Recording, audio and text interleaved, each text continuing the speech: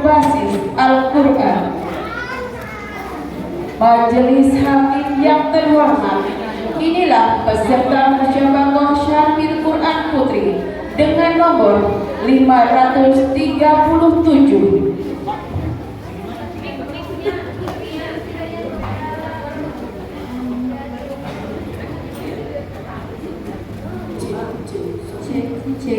Cek.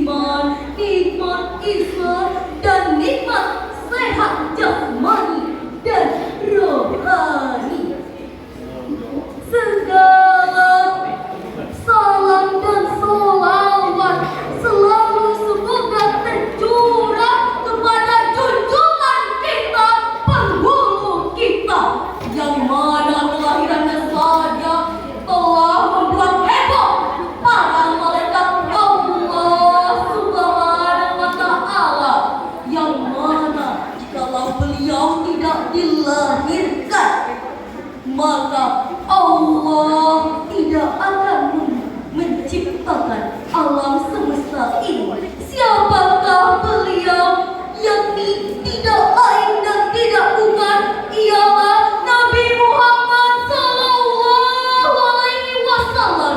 Semoga kita menjadi umatnya yang di yaumil akhir kelak mendapatkan syafaatnya. Amin. Dewan Hakim yang arif dan bijaksana lagi terhormat, dan para hadirin sebangsa dan setanah air yang kami banggakan, Profesor Dr. Amin Rais, seorang tokoh reformasi Indonesia, pramukakan bahwa umat Islam saat ini terutama di Indonesia adalah umat Islam yang paling tertinggal, paling terbodoh, umat Islam paling terbelakang jika dibandingkan dengan umat-umat lain yang ada di dunia. Dr. Yusuf Qaradawi dalam bukunya Muskilatul Fakri wa Kaifa Aqla Jahal Islam mengungkapkan bahwa Islam saat ini tengah menghadapi masalah besar lagi mendasar, yakni berada di tengah-tengah kemiskinan dan kebodohan. Menurut Profesor Dr. Nurholis Majid menegaskan bahwa Islam memiliki ajaran revolusioner dan visioner. Namun anehnya hadirin, Indonesia saat ini justru benar-benar terjangkau oleh gelapnya gulita kemiskinan dan kebodohan. Nampaknya hadirin, kalimat tersebut bukan hanya berkata tanpa fakta, karena menurut De Jordan de facto kita tertinggal oleh Amerika yang kapitalis. Kita terbelakang oleh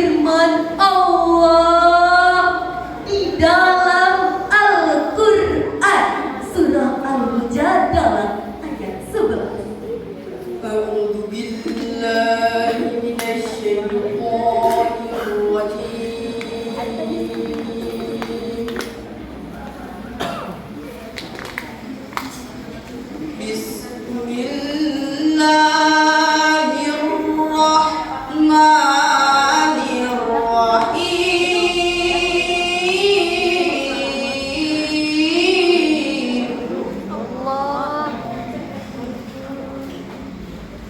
Ya ayyuhalladzina amanu idza qila lakum tafassahu fil majalisi fafsahu yafsahillahu lakum. Wa idza qila shuzu fanshuzu yarfa'illahu alladhina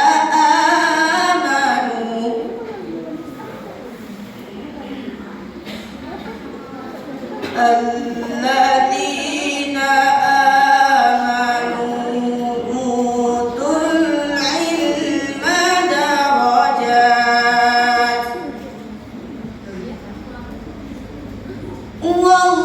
Wallahu bima ta'maluna khabir.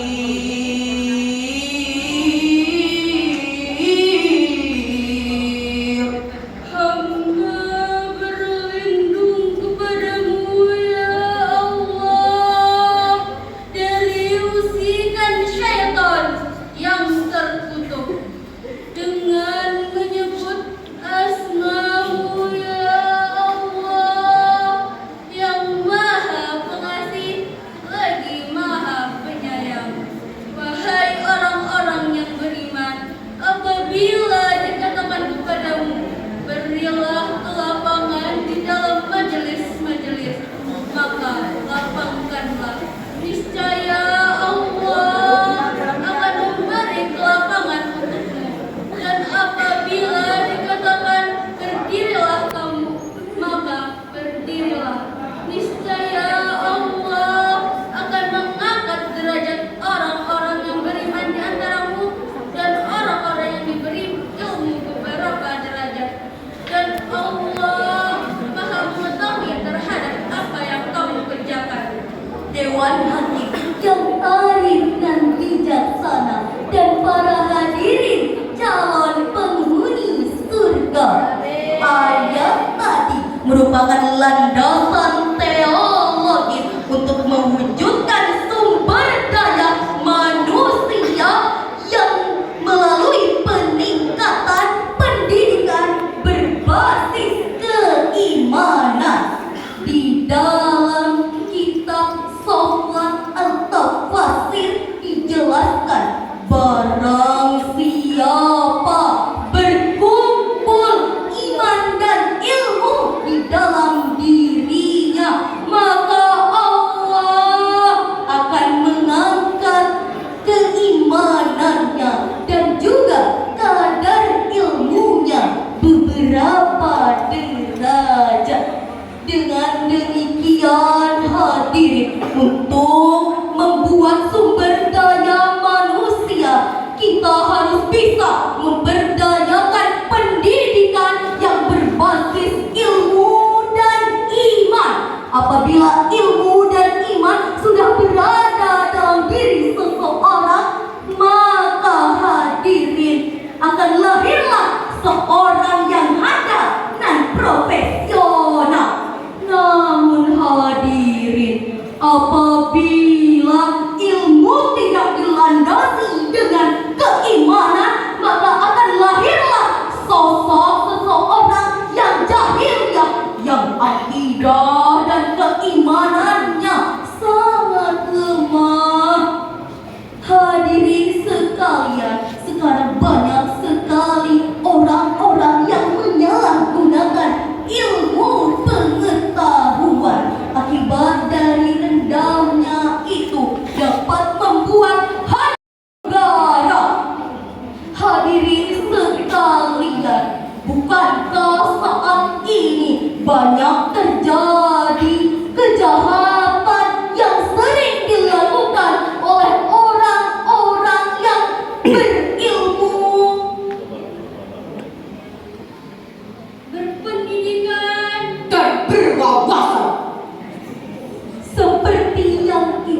ketahui hadirin bahwa jika seorang yang bodoh, jika ia ingin mencari makan, mungkin hanya mencari sesok nasi. Namun bila seseorang yang memiliki ilmu pengetahuan dan bersenjatakan pena dapat memanipulasi data-data dan merogoh uang negara sebesar miliaran rupiah, bukankah saat ini kita dibuat bingung siapa yang sebenarnya maling? Polisi kena, jaksa kena, menteri kena, bahkan KPK-nya pun ikut kena. Maka dari Tuhan, undang-undang sumber daya manusia dapat berdampak langsung pada negeri kita. Lalu apa yang harus kita lakukan hadirin jika kita telah memiliki IP? Sebagai jawabannya, marilah kita dengarkan firman Allah di dalam Al-Quran surah At-Taubah ayat 105. Wa qul i'malu fasayarallahu 'amalakum wa rasuluhu wal mu'minun.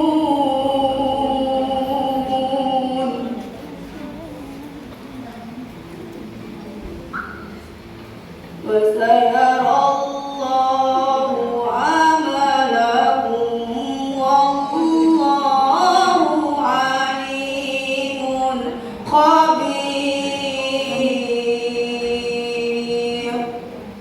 Shadaqallahul 'azim. Dan katakanlah, bekerjalah kamu, maka Allah akan melihat pekerjaanmu. Begitu juga Rasulnya dan orang-orang mukmin, dan akan dikembalikan kepada Allah yang Maha Mengetahui yang gaib dan yang nyata, dan diberitakannya kepada kamu apa yang telah kamu kerjakan. Maha benar Allah dengan segala firman-Nya. Hadirin wal hadirat, ayat tadi diawali dengan kata ikmal, yang artinya bekerjalah kamu sesuai kemampuan masing-masing.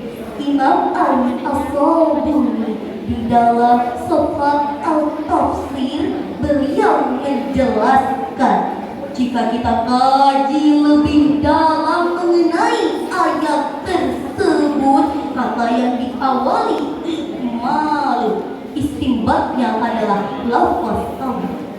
Menurut usul fikih, fil usul fil wujub, al usul fil amri lil wujub, yang mana kita memiliki kewajiban untuk memiliki ilmu yang berbasis dengan keimanan. Jika kita mengetahui siapa sahabat Rasulullah yang ada pada zaman Rasulullah, sahabat Rasulullah yang dijuluki oleh gerbangnya ilmu, yakni Ali bin Abi Thalib. Ali bin Abi Thalib adalah sahabat Rasulullah yang dijuluki gerbangnya ilmu. Ali bin Abi Thalib pernah mendapatkan sebuah kisah seperti ini, yakni ketika datang 10 petinggi Khawarij bertanya kepada Ali bin Abi Thalib, manakah yang lebih utama, harta atau ilmu? Maka Ali menjawab, lebih utama ilmu. Lalu para Khawarij bertanya, apa landasannya? Maka Ali menjawab, ilmu bisa menjaga kita, namun jika harta, kamu yang menjaganya. Ali ditanya oleh para petinggi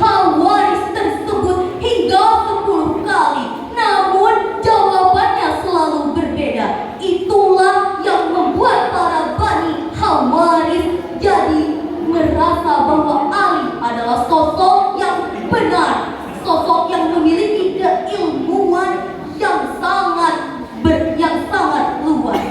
Dari syarahan yang kami sampaikan, kita dapat ambil kesimpulan bahwa kita harus memiliki ilmu yang berbasis dengan keimanan. Pintar dan cerdas itu bonus, memiliki iman dan adab itu harus.